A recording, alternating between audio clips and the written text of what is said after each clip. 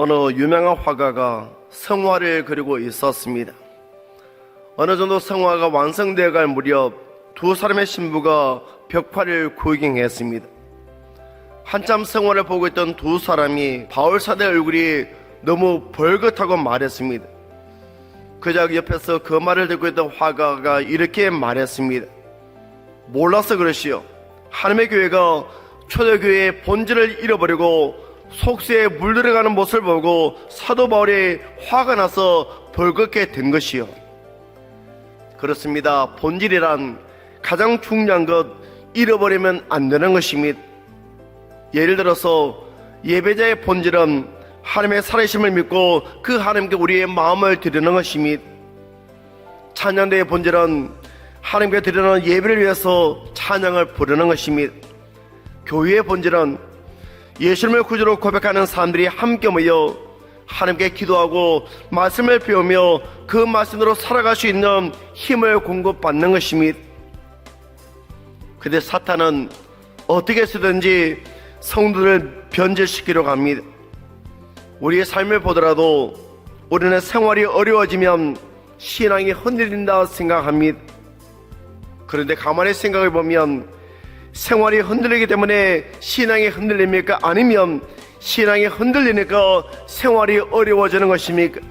무엇이 먼저입니까?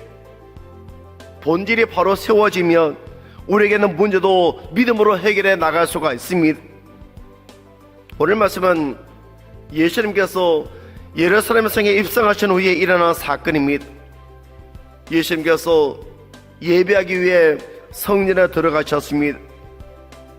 그런데 깨끗하고 거룩해야 될 성전이 마침 치장 바닥처럼 더러워지고 시끌벅적했습니다.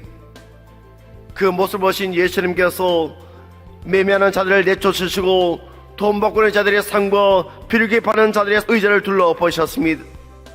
내 집은 기도하는 집이라 일컬음을 받으라 하였거늘 너희는 강도의 소굴을 만들어다 말씀하시며 분노하셨습니다.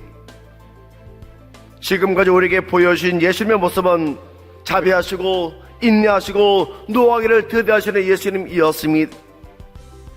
근데 오늘 본문에서 예수님은 이전과는 달리 완전 다른 모습을 보이고 있습니다. 그렇다면 예수님께서 왜 이렇게 분노하셨을까? 이것을 알기 위해 먼저 우리는 오늘의 문제가 어디에 있는지를 살펴보아야 합니다.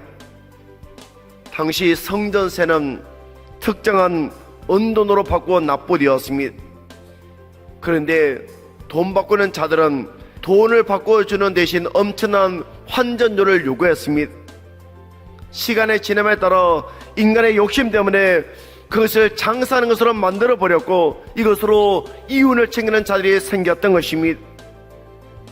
비둘기 파는 것에 대해서도 그들이 하나님께 제사 드리기 위해서는 빈손으로 갈 수가 없었습니다. 무언가 하나님께 드릴 것을 가지고 가야 했습니다. 그 중에 대표적인 것이 양이었는데 양을 구입할 수 없는 가난한 사람들은 양 대신에 비둘기를 제물로 바쳤습니다. 그런데 제물을 교환하면서 엄청난 액수의 돈을 요구했고 흠이 없는 것까지도 흠 있는 것으로 낙인 찍었고 성전 안에서 소유의 독점권을 준 상인들에게서 사온 제물들만 제물로서 인정해 주었습니다. 여러분, 우리는 하나님의 은혜로 죄에서 용서받고 구원받았습니다. 여기에는 나의 어떤 행위나 노력이 아닌 전적으로 나를 사랑하신 하나님의 은혜였습니다.